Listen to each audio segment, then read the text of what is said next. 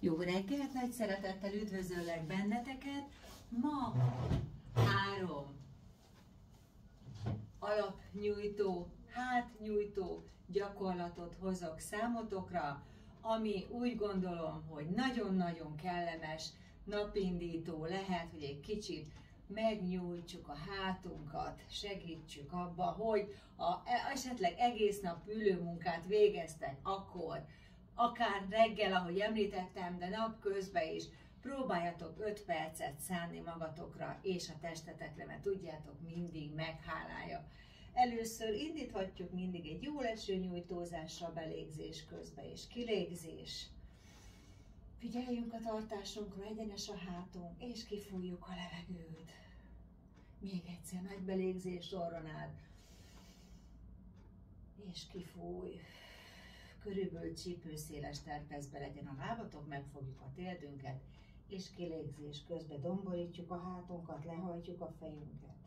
Belégzéssel kiegyenesedik a hát, és kilégzés. Belégzés, kilégzés. Tol a hát hátra, lehajt a fej. Jövünk vissza, ez körülbelül 8-10-szer.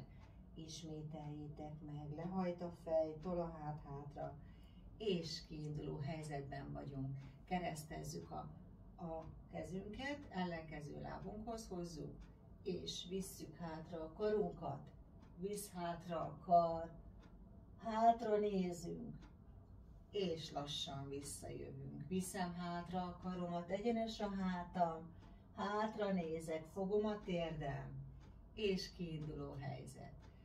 Fordulok, hátra nézek, és jövök vissza.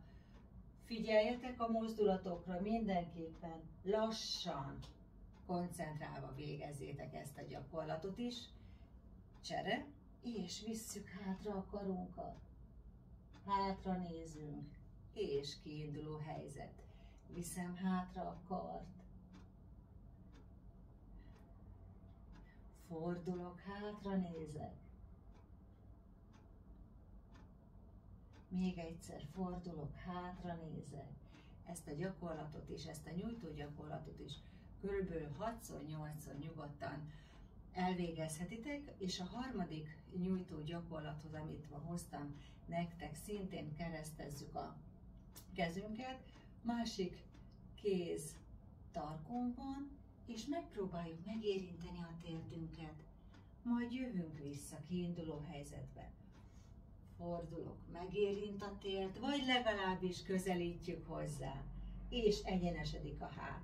Megy keresztbe, megérintem a térdem, és egyenesedik a hát. Fordulok,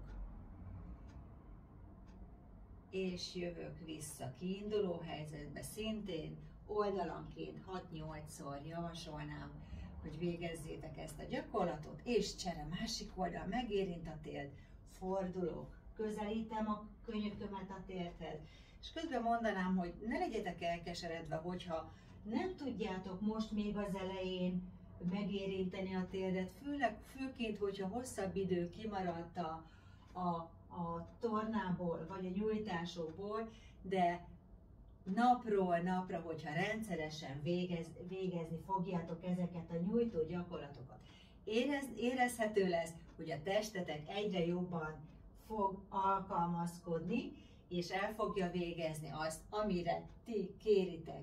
Mindig nyújtással fejezzük be, nyújtózással fejezzük be a gyakorlatainkat, és egy nagy kilégzés. Kedves egészségetekre, holnap újra jövök és hozok nektek újabb 3 nyújtó gyakorlatot. Sziasztok!